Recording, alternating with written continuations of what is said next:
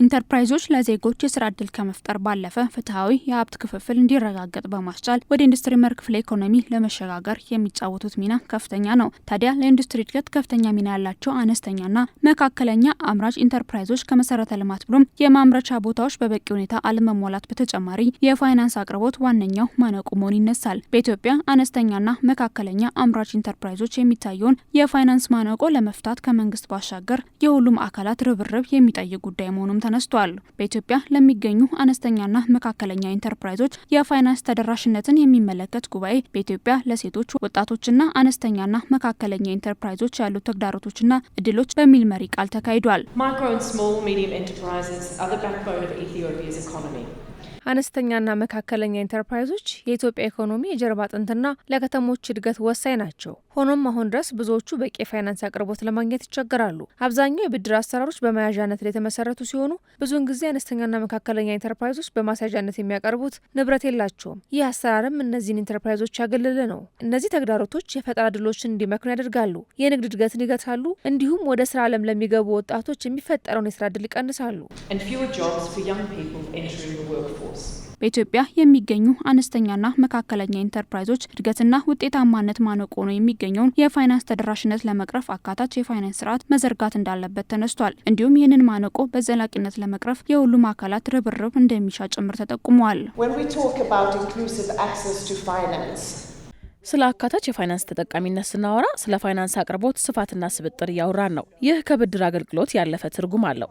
ስለ አካታች የፋይናንስ አገልግሎቶች ስናወራ ለፋይናንስ አገልግሎት ቅድሚያ ማግኘት ያለበት ማን ነው የሚለውን ጥያቄ መፈተሽ ይኖርብናል። እንደ ልማት ድርጅቶች፣ ባንኮችና ጥቃቅን የፋይናንስ ተቋማት ማን የፋይናንስ ተደራሽነትን ማግኘት እንዳለበትና እነዚህ አገልግሎቶች ምን መምሰል እንዳለባቸው ቅድሚያ ሰጥተን ልናወራ ይገባል። በመሆኑም የአካታች ፋይናንስ አገልግሎት ቁጠባን፣ የአነስተኛና መካከለኛ የኢንሹራንስ ዋስትናዎችን፣ ኃላፊነት የተሞላበት ብድርንና ዲጂታል አሰራሮችን ያጠቃልላል። ሁሉን አቀፍ የፋይናንስ አገልግሎትን ለማሻሻል ስንሰራ ትኩረታችን ሊሆን የሚገባው ሴቶች፣ ወጣቶች፣ የገጠር አነስተኛ አርሶ አደሮች፣ መደበኛ ባልሆነ የስራ ዘርፍ የተሰማሩ ዜጎች እንዲሁም ጥቃቅንና አነስተኛ ተቋማትና ኢንተርፕራይዞች ላይ ነው። ይህም የባንኮች ኃላፊነት ብቻ አይደለም። ይልቁንም የመንግስት ተቆጣጣሪ አካላት፣ የፋይናንስ ተቋማት፣ የፊንቴክ ድርጅቶች፣ ሲቪል ማህበረሰብና እንደኛ ያሉ የልማት አጋሮች ሁላችንንም የሚመለከት ነው። በኢትዮጵያ ለሚገኙ አነስተኛና መካከለኛ ኢንተርፕራይዞች የፋይናንስ ተደራሽነትን ለመቅረፍ ከመንግስት ባሻገር ሌሎች ዓለም አቀፍ የልማት ድርጅቶችም እየሰሩ መሆናቸው ተነስቷል። ላለፉት 10 ዓመታት በተለያዩ መስኮች ወጣቶችና ሴቶችን ለመደገፍ ሲሰራ የቆየው የኔዘርላንዱ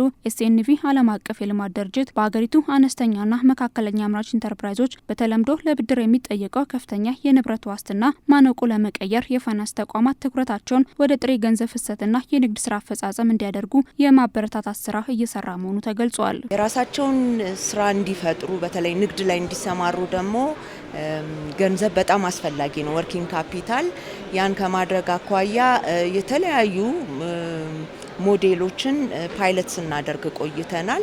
ከተለያዩ የገንዘብ አቅርቦት አቅራቢዎች ጋር ማለት ነው። ባንኮች ሊሆኑ ይችላሉ፣ ማይክሮ ፋይናንስ ኢንስቲትዩትስ ሊሆኑ ይችላሉ፣ ኮኦፕሬቲቭስ ሊሆኑ ይችላሉ፣ ፊንቴክ ካምፓኒስ ሊሆኑ ይችላሉ።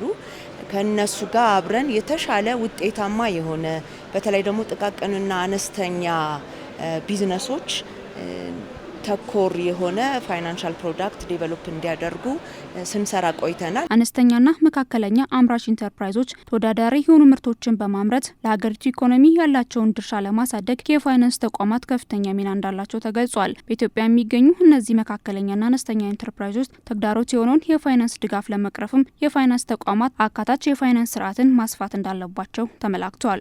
እነዚህ ጥቃቅንና አነስተኛ ኢንተርፕራይዞች ብዙ ጊዜ ከፋይናንሻል ኢንስቲትዩሽኖች ብድር ማያገኙት ያው ሪስኪ ናቸው፣ ዲፎልት በጣም ይበዛል የሚል ስጋት ስላለ ነው። ግን ደግሞ ያንን ስጋት አድሬስ ለማድረግ የሚታይባቸውን ክፍተቶች ራሳቸውን ፋይናንሻል ኢንስቲትዩሽኖቹ ሆኑ ከሌላ ባለድርሻ አካላት ከመንግስት ጋር ጭምር በመተባበር የእነሱን ካፓሲቲ ማዳበር ላይና እየከፈሉ ደግሞ ብድራቸውን እየከፈሉ ቢዝነሳቸውን የሚያሳድጉበትን ሜካኒዝም መፍጠር ላይ ፋይናንሻል ኢንስቲትዩሽኖች ብድሩን ፋሲሊቴት ቢያደርጉላቸው ጥሩ ነው ብዬ አስባለሁ።